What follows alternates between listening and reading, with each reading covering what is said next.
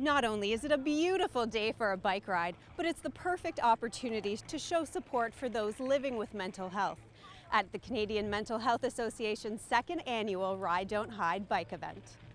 Ride Don't Hide is a community event. We have 29 branches across Canada participating. This is Niagara's second year, which is really exciting. We're hoping it'll grow every year.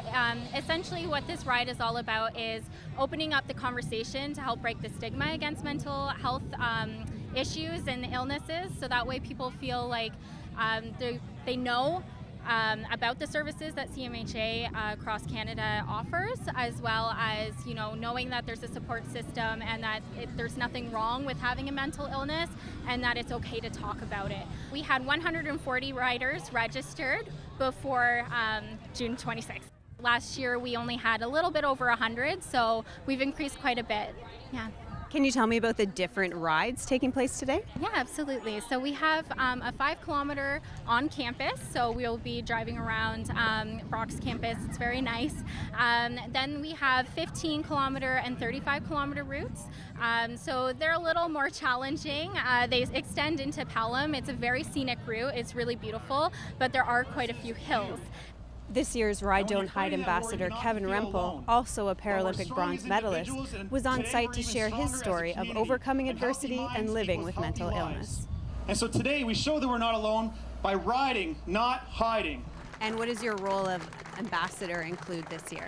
Spreading the message about how, despite whatever mental health challenges you have, is that there's help available and that there is a way out. Because I know firsthand through my own challenges personally that I've lived, through my dad who ended up taking his own life in 2007, that I know how debilitating that feeling can be.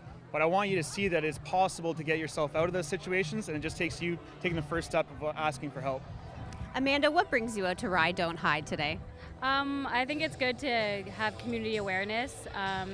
Mental health affects everybody, and mostly every family in the community has a family member or a friend that it's affected. So I think it's just to end the stigma, to understand that it affects everybody and everyone should be supportive and help out, raise money, be aware of it.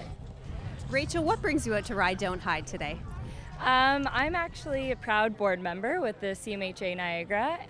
Part of the reason where my passion lies with mental illness is I have a sister who struggles with it. So that's why I wanted to join the board and get involved. So that's why I'm here today. Yeah. Can you tell us about the team that you're riding with today? Yeah, so behind me I have a bunch of advisors with me, a couple of clients, friends. We have more coming actually, I have some family coming as well. So I think we have about 12 of us on the Freedom 55 team, and we've raised $12,000 for the Ride Don't Hide of Niagara.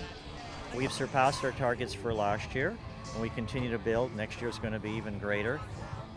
Nationally, the national target, although all the money stays in Niagara, that's raised in Niagara, we sort of cumulatively count it. So our national target last year was $1 million, and we met over that. This year it's $1.5 million. They should surpass that again nationally. And of course, our portion that we raise here in Niagara stays in Niagara for mental health services right here. Do you have an idea of how many people in Niagara are actually using your services? Yes, it's about 4,000 per year that come through our services. More than 150 riders came out for Ride Don't Hide today, putting their support into high gear and biking up to 35 kilometers to show their support for those living with mental health. At Brock University, I'm Katie Jones, reporting for The Source.